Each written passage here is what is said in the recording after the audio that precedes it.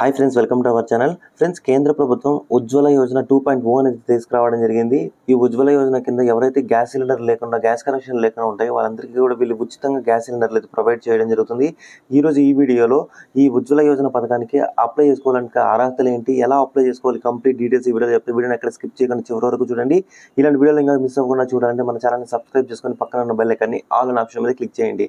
ఎవరికైతే gas connection లేకుండా, మీరు ఇంకా సిలిండర్లు మీ దగ్గర లేకుండా ఉంటాయో వాళ్ళందరూ కూడా ఈ ఉజ్వల 2.0 అయితే మీరు అప్లై చేసుకోవచ్చు. అప్లై చేసుకున్న అందరికీ కూడా వీళ్ళు ఉచితంగా గ్యాస్ సిలిండర్లు అయితే ప్రొవైడ్ చేయడం జరుగుతుంది. సో దీనికి మీరు అప్లై చేసుకోవాలంటే ఇప్పుడు నేను చెప్పే స్టెప్ బై స్టెప్ ఫాలో అయినట్లయితే మీరు ఈజీగా ఈ ఉజ్వల యోజన పథకానికి అయితే మీరు అప్లై చేసుకోవచ్చు.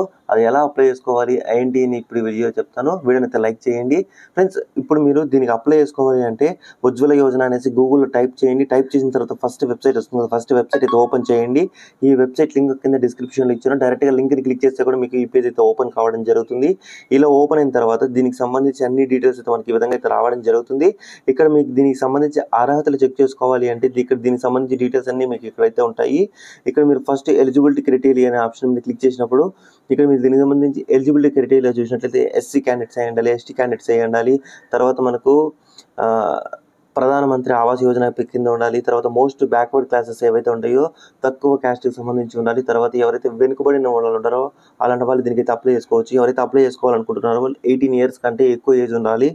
తర్వాత దీనికి సంబంధించి అన్ని డీటెయిల్స్ ఇక్కడ మీరు చూసుకోవచ్చు.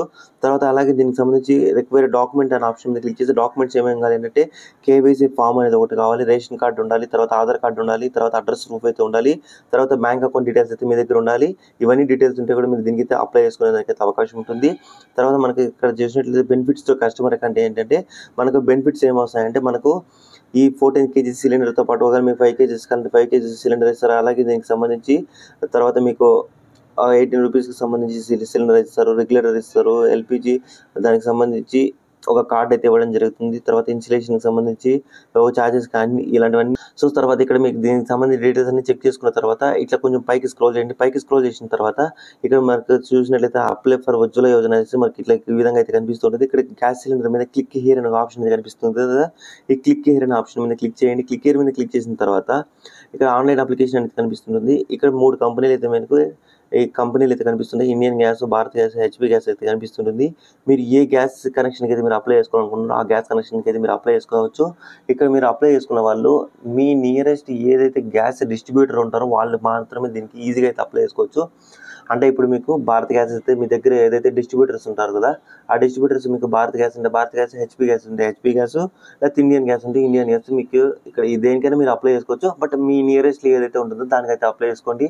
ఎందుకంటే వెంటనే సిలిండర్ అయిపోయినప్పుడు వాళ్ళ బండ్లు తిరుగుతుంటాయి కాబట్టి మీకు వెంటనే మీరు కాల్ చేసి చెప్తే వాళ్ళు మీకు గ్యాస్ సిలిండర్ అయితే మీ ఇంటికి అయితే డెలివరీ అయితే ఇవ్వడం జరుగుతుంది. కాబట్టి ఇక్కడ మీ నియరెస్ట్లో ఏదైతే డిస్ట్రిబ్యూటర్స్ ఉంటారో వాళ్ళు దానికైతే మీరు అప్లై చేసుకోండి. ఇక్కడ నాకు హెచ్పి గ్యాస్ డిస్ట్రిబ్యూటర్స్ అయితే దగ్గర ఉన్నారు కాబట్టి ఇక్కడ నేను హెచ్పి గ్యాస్ డిస్ట్రిబ్యూటర్స్కి అయితే నేను ఈ కనెక్షన్కి అయితే నేను అప్లై చేసుకుంటున్నాను. ఇక్కడ క్లిక్ హియర్ అని కనిపిస్తుంది. క్లిక్ హియర్ అనే ఆప్షన్ మీద క్లిక్ చేయండి. క్లిక్ హియర్ మీద క్లిక్ చేసిన తర్వాత ఇది హెచ్పి గ్యాస్కి సంబంధించి ఉజ్వల యోజన అప్లై చేసుకోవడానికి నెక్స్ట్ పేజ్కి రీడైరెక్ట్ అయితే కావడం జరుగుతుంది. ఒకవేళ మీరు ఇండియన్ గ్యాస్ అయితే ఇండియన్ గ్యాస్ కాడ మీకు లింక్ ఉంది కదా, లింక్ మీద క్లిక్ చేయండి.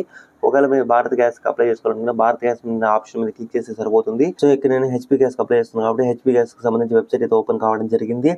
ఓపెన్ అయిన తర్వాత ఇక్కడ మనకు ఇక్కడ చాలా ఆప్షన్స్ అయితే కనిపిస్తుంటాయి. సేమ్ ప్రాసెస్ అనేది మీకు ఒక 1 or 2 స్టెప్స్ డిఫరెంట్గా ఉంటుంది, లేకపోతే సేమ్ ఇలాగే అయితే ఉంటుంది. సో ఇక్కడ మీరు ఎవరైతే అప్లై చేసుకోవాలనుకుంటారో ఇక్కడ రిజిస్టర్ ఎల్పిజి గ్యాస్ కనెక్షన్ కనిపిస్తుంది. ఎల్పిజి గ్యాస్ కనెక్షన్ ఆప్షన్ మీద క్లిక్ చేయాలి. క్లిక్ చేసిన తర్వాత ఇది నెక్స్ట్ స్టెప్కి అయితే వెళ్ళడం జరుగుతుంది. ఇక్కడ మీరు చూసినట్లయితే ఇక్కడ మీకు కొన్ని ఆప్షన్స్ అయితే కనిపిస్తుంటాయి. రెగ్యులర్ కనెక్షన్ ఫర్ రిజిస్ట్రేషన్ కనిపిస్తుంటుంది. ఉజ్వల బెనిఫిషరీ కనెక్షన్ అనేసి ఈ విధంగా కనిపిస్తుంటుంది. మనం ఇక్కడ ఉజ్వల యోజన పథకానికి అప్లై చేస్తాం కాబట్టి ఉజ్వల యోజన గ్యాస్ సిలిండర్కి అప్లై చేస్తాం కాబట్టి ఇక్కడ నేను సెకండ్ ఆప్షన్ అయితే క్లిక్ చేయడం జరిగింది. క్లిక్ చేసిన తర్వాత ఇక్కడ ఉజ్వల యోజనకు సంబంధించి కొన్ని డీటెయిల్స్ అయితే ఇక్కడ ఆటోమేటిక్గా చూపిస్తాయి. చూపించిన తర్వాత ఇక్కడ ఓ బాక్స్ అయితే కనిపిస్తుంది. ఆ బాక్స్ టిక్ మార్క్ అనేది చేయండి. టిక్ మార్క్ అనేది చేసిన తర్వాత ఆటోమేటిక్గా మనకి ఈ విధంగా అయితే రావడం జరుగుతుంది. ఇలా వచ్చిన తర్వాత ఇక్కడ మీకు సెర్చ్ డిస్ట్రిబ్యూటర్ అనేసి కనిపిస్తూ ఉంటారు. అంటే మన నియరెస్ట్ డిస్ట్రిబ్యూటర్ మనము ఆ ఆప్షన్ అనేది ఇక్కడ సెలెక్ట్ చేసుకోవాల్సి ఉంటుంది. ఇక్కడ మీకు లొకేషన్ వైజ్ అనేది కనిపిస్తుంది. లొకేషన్ వైజ్ మీద క్లిక్ చేయండి. లొకేషన్ వైజ్ మీద క్లిక్ చేసిన తర్వాత ఇక్కడ మీరు ఫస్ట్ మీ స్టేట్ అనేది సెలెక్ట్ చేసుకుంటారు. మీ స్టేట్ అనేది మీ స్టేట్ ఆంధ్రప్రదేశ్, తెలంగాణ సెలెక్ట్ చేసుకోండి. తర్వాత మీ ఏ స్టేట్ ఆ స్టేట్ సెలెక్ట్ చేసుకోండి. తర్వాత మీ డిస్టిక్ అనేది సెలెక్ట్ చేసుకోమంటారు. మీ డిస్టిక్ అనేది మీరు ఇక్కడ సెలెక్ట్ చేసుకోండి. సెలెక్ట్ చేసుకున్న తర్వాత ఇక్కడ మీ డిస్ట్రిబ్యూటర్ నేమ్ అయితే అడుగుతుంటుంది. అంటే ఇప్పుడు మీ డిస్ట్రిక్ట్ సెలెక్ట్ చేసుకున్నారు కదా, ఆ డిస్ట్రిబ్యూటర్స్‌లో సో, ఇక్కడ మీరు స్టేట్ సెలెక్ట్ చేసుకున్నారు. తర్వాత మీరు డిస్ట్రిక్ట్ అనేది సెలెక్ట్ చేసుకున్నారు. డిస్ట్రిక్ట్ సెలెక్ట్ చేసుకున్న తర్వాత ఆ డిస్ట్రిక్ట్‌లో ఎంతమంది డిస్ట్రిబ్యూటర్లు ఉంటారో వాళ్ళందరి నేమ్స్ అనేవి ఇక్కడ మీకు చూపిస్తూ ఉంటుంది. ఇక్కడ మీకు మీ నియరెస్ట్ డిస్ట్రిబ్యూటర్ ఏదనేసి ఇక్కడ మీరు ఏదో ఒక డిస్ట్రిబ్యూటర్ అయితే క్లిక్ చేయండి. క్లిక్ చేసిన తర్వాత ఆ డిస్ట్రిబ్యూటర్‌కి సంబంధించి ఇక్కడ మీకు డీటెయిల్స్ అయితే రావడం జరుగుతుంది. ఒకవేళ మీరు డైరెక్ట్‌గా గూగుల్‌లో ఇక్కడ సెర్చ్ చేసుకోవచ్చు. ఒకవేళ డిస్ట్రిబ్యూటర్ మీకు వేరే డిస్ట్రిబ్యూటర్ కావాలంటే మీ నియరెస్ట్ డిస్ట్రిబ్యూటర్ ఇక్కడ మీరు క్లిక్ చేసిన వెంటనే ఆ డిస్ట్రిబ్యూటర్‌కి సంబంధించి అడ్రస్ అంతా వస్తుంది. మీకు నియరెస్ట్ అయితే ఇది మీరు డైరెక్ట్‌గా కంటిన్యూ చేయొచ్చు. ఒకవేళ మీకు నియరెస్ట్ కాకపోతే మీరు ఒకసారి గూగుల్‌లో చూడండి. గూగుల్‌లో చూసిన తర్వాత ఇక్కడ మీరు డిస్ట్రిబ్యూటర్ మీద క్లిక్ చేసినట్లయితే మీకు ఈ విధంగా అయితే వస్తూ ఉంటారు. ఇట్లా మీరు డిస్ట్రిబ్యూటర్ మీకు ఎవరు కావాలో వాళ్ళైతే డైరెక్ట్‌గా మీరు ఇక్కడ సెలెక్ట్ చేసుకోవచ్చు. ఒకవేళ మీరు డిస్ట్రిబ్యూటర్‌ని కాంటాక్ట్ అవ్వాలంటే కాంటాక్ట్ నెంబర్ ఇక్కడ డీటెయిల్స్‌తో ఉంటాయి. ఒకవేళ లేదు మీరు డైరెక్ట్‌గా డిస్ట్రిబ్యూటర్ మీకు నియరెస్ట్ ఉన్నారని తెలుసుకున్నారు. తర్వాత ఇక్కడ మీరు డైరెక్ట్‌గా నెక్స్ట్ అనే ఆప్షన్ మీద క్లిక్ చేయండి. నెక్స్ట్ అనే ఆప్షన్ మీద క్లిక్ చేసిన తర్వాత ఆటోమేటిక్‌గా మీకు ఈ పేజ్ అనేది ఈ విధంగా అయితే ఓపెన్ కావడం జరుగుతుంది. ఇక్కడ మీకు దీనికి సంబంధించి లెఫ్ట్ సైడ్‌లో మీరు అప్లికేషన్స్ రిజిస్ట్రేషన్‌కి సంబంధించి కానీ స్టేటస్ అనేది చెక్ చేసుకోవడానికి ఉపయోగపడుతుంది. ఇక్కడ మీరు దీనికి సంబంధించి చూసినట్లయితే ఇక్కడ దీనికి అప్లై చేసుకోవడానికి కొన్ని చాలా ఆప్షన్స్ అయితే మనకి ఇక్కడైతే రావడం జరుగుతుంది. ఫస్ట్ ఇక్కడ మీరు కేవైసీ ఫామ్ అనేది రిజిస్ట్రేషన్ కంప్లీట్ చేయాలి.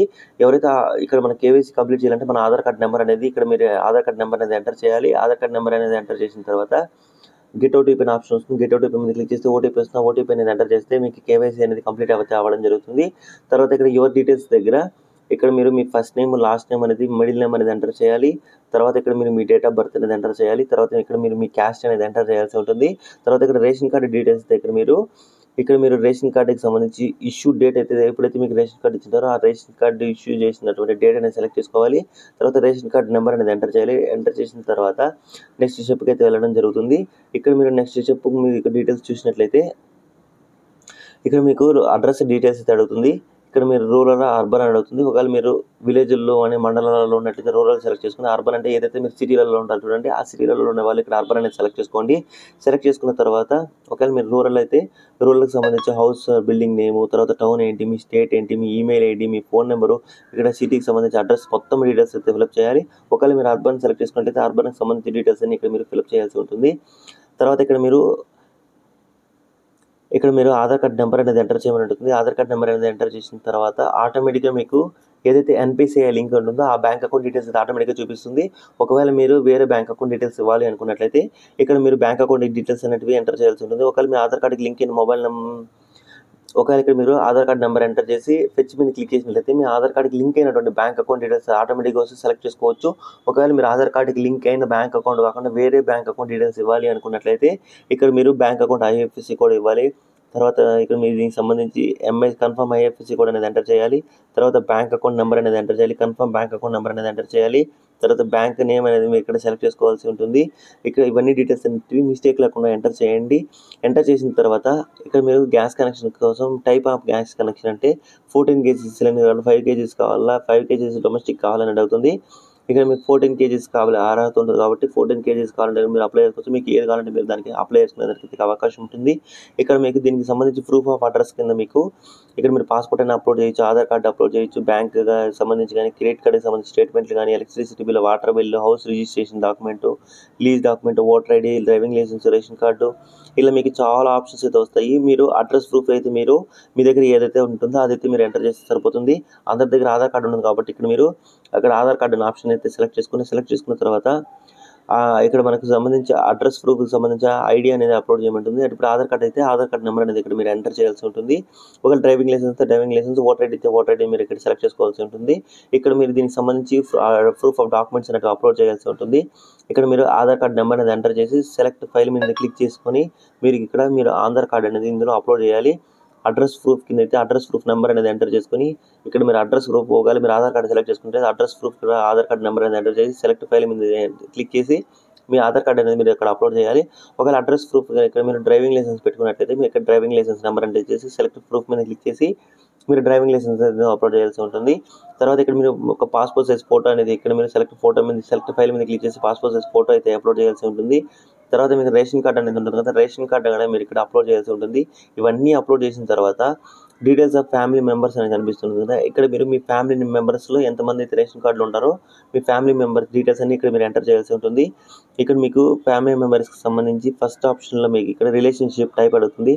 అంటే మీరు father in-law, mother in-law, son in-law ఇట్లా అన్ని డీటెయిల్స్ అయితే ఉంటాయి. ఇక్కడ అన్ని డీటెయిల్స్లో ఇక్కడ ఫస్ట్ మీకు రిలేషన్షిప్ ఏదైతే ఉంటారో ఈ రిలేషన్స్ అనేది మీరు ఇక్కడ సెలెక్ట్ చేసుకోవాల్సి ఉంటుంది. తర్వాత ఇక్కడ మీకు దీనికి సంబంధించి ఇక్కడ ఫ్యామిలీ మెంబర్ నేమ్ ఏంటి, వాళ్ళ ఆధార్ కార్డ్ నెంబర్ ఏంటి, తర్వాత వాళ్ళ డేట్ ఆఫ్ బర్త్ ఏంటి, వాళ్ళ జెండర్ ఏంటి, ఏజ్ ఏంటి, తర్వాత మీకు ఇక్కడ రీజన్ ఫర్ ఆధార్ అన్అవైలబుల్ అని చెప్పేసి ఇక్కడ కొన్ని ఆప్షన్స్ కనిపిస్తుంటాయి. ఇక్కడ మీరు ఇవన్నీ డీటెయిల్స్ ఎంటర్ చేసిన తర్వాత మెంబర్ ఇక్కడ టిక్ మార్క్ అనేది చేసినట్లయితే యాడ్ మెంబర్ అనే ఆప్షన్ మీద క్లిక్ చేస్తే మీకు ఆటోమేటిక్గా మెంబర్ అయితే యాడ్ అవ్వడం జరుగుతుంది. ఒక డీటెయిల్స్ ఎంటర్ చేసిన తర్వాత మీ ఫ్యామిలీలో 4 or 5 మెంబర్స్ ఉంటారు కాబట్టి ఇట్లా మీ ఇంట్లో ఎంతమంది ఉంటారో అంతమంది డీటెయిల్స్ అందరినీ కూడా ఇట్లా యాడ్ చేసిన తర్వాత ఇక్కడ మీకు దీనికి సంబంధించి టర్మ్స్ అండ్ కండిషన్స్ సంబంధించి బాక్స్ అయితే కనిపిస్తుంది. బాక్స్ టిక్ మార్క్ అనేది చేసిన తర్వాత ఇక్కడ కనిపిస్తున్న క్యాప్చా కూడా ఈ బాక్స్లో ఎంటర్ చేయండి. ఎంటర్ చేసిన తర్వాత సబ్మిట్ అని కనిపిస్తుంది. సబ్మిట్ అనే ఆప్షన్ మీద క్లిక్ చేయండి. సబ్మిట్ మీద క్లిక్ చేసిన వెంటనే మీకు ఆటోమేటిక్గా ఒక రిజిస్ట్రేషన్ నెంబర్ అయితే రావడం జరుగుతుంది. రిజిస్ట్రేషన్ నెంబర్ అనేది మీరు స్క్రీన్ షాట్ చేసి పెట్టుకోండి.